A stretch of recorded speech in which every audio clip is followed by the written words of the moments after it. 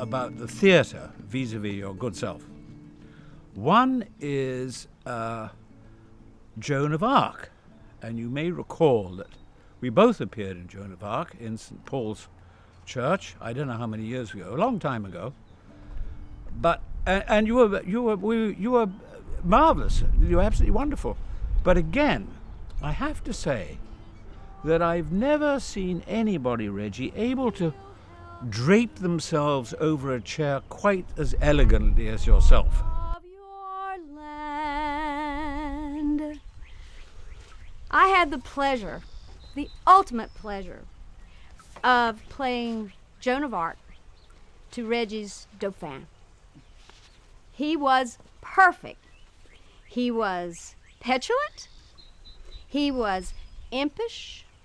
He would stomp his feet, and he would cross his arms and wrinkle his brow, and he could say, "I can't do it. I can't do it." And my response to Reggie was, "You must fight, whether you will or no." And by goodness, he gave me the support we needed, and we won. Reggie, you always struck me as a man of exquisite taste.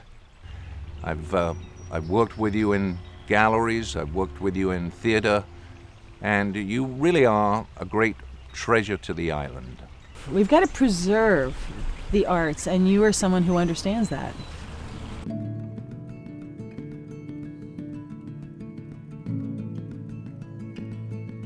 Reggie, you bought one of my watercolors years and years ago, and I have to tell you that was one of the most exciting artistic moments of my life. I was thrilled to discover the Main Street Gallery.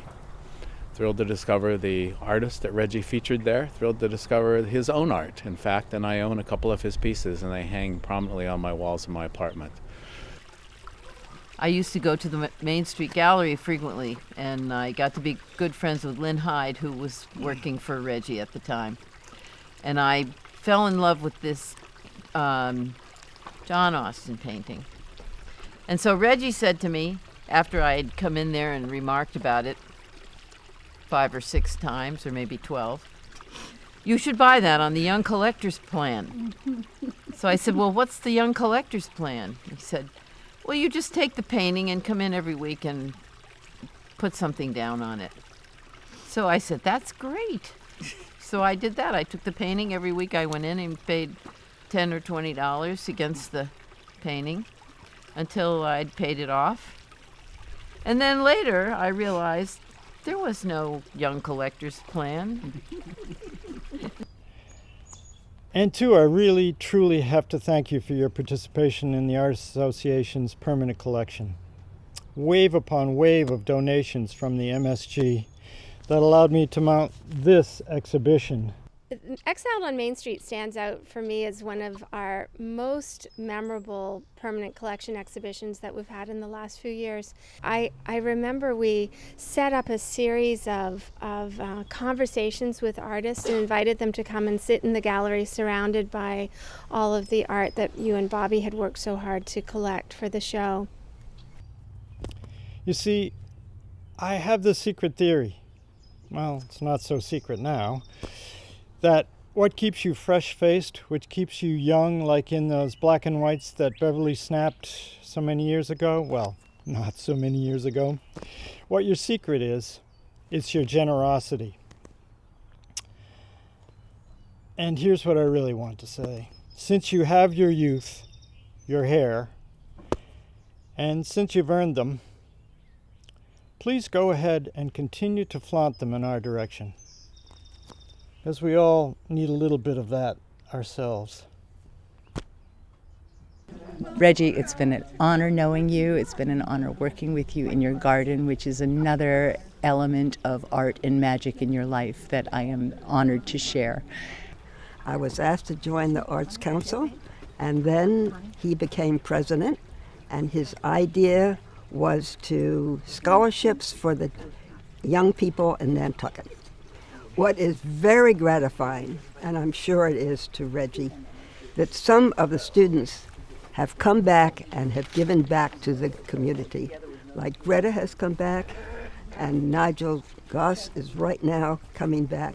So it has paid off. So thank you, Reggie. But Reggie Levine has a great eye, plus he's a marvelous artist. His collages, his sculpture, his paintings, he's truly a fine artist, and really that's all I have to say. And thank you, Reggie.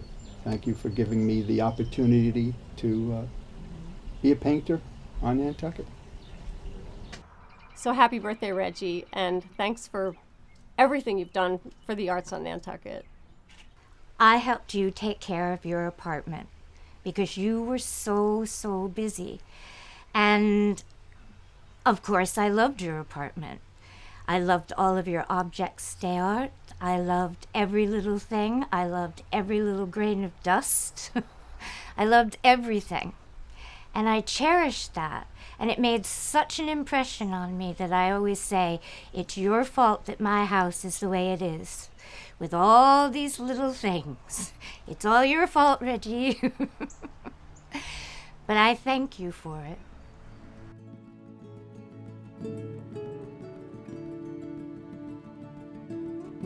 And between Christmas and New Year's, as I recall, you invited me and Link for dinner at your marvelous apartment on Main Street. And you cooked a fabulous meal, but more fabulous was all those bottles of champagne you had. Anyway, after the second bottle, I think you said, what's wrong with having a third? And I said, absolutely nothing. Delicious. Anyway, you and I continued on, as you recall, having the best time when you said, I think a fourth is in order. And I thought, sure, pop it open. So we downed that, and at that point I could barely walk, and you said, well, I can't let you walk home alone. I'll have to walk you home. And I said, such a gentleman. And we got to Cottage Court, and we stumbled into my house, and I looked at you and said, well, you can't possibly walk home. I'll have to walk you back. And it was decided that you would spend the night.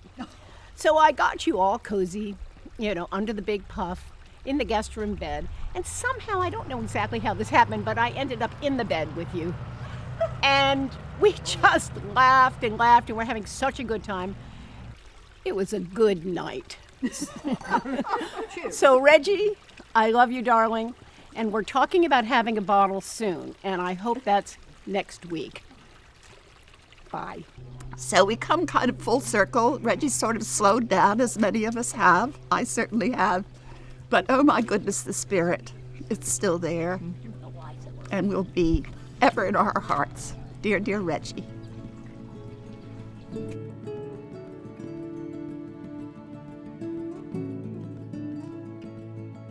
Reggie was involved in my life when he walked my then-to-be or soon-to-be wife up the aisle and handed her to me with his inimitable style and statement that he was not taking her back.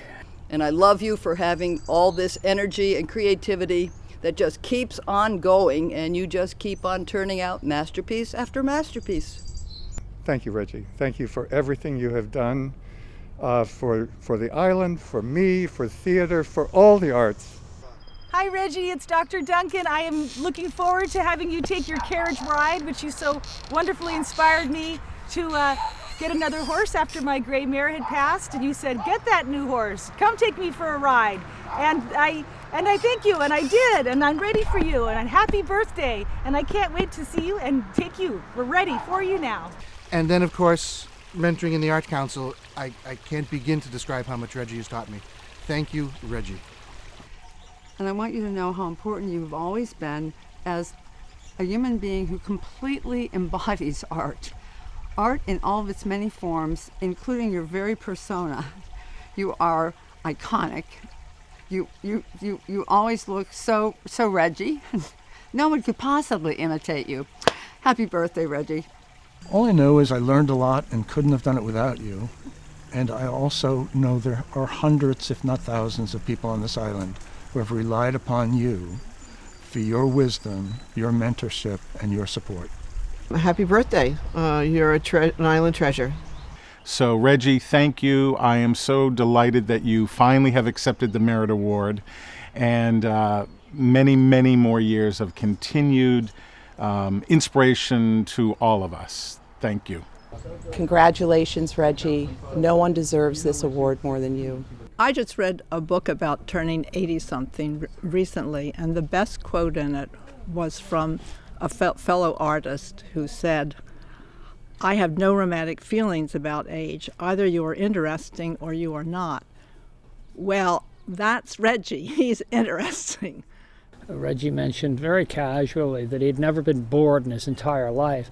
And I thought about that, as I do sort of after the fact. And I thought, that is quite an extraordinary statement, and I believe it to be absolutely true. But it's an extraordinary thing to never in 85 years to have been bored. And I just wish him the best. He so needs and has earned this award. It's long, long overdue. Reggie, I love you, love you, love you, and you will always be my Dauphin.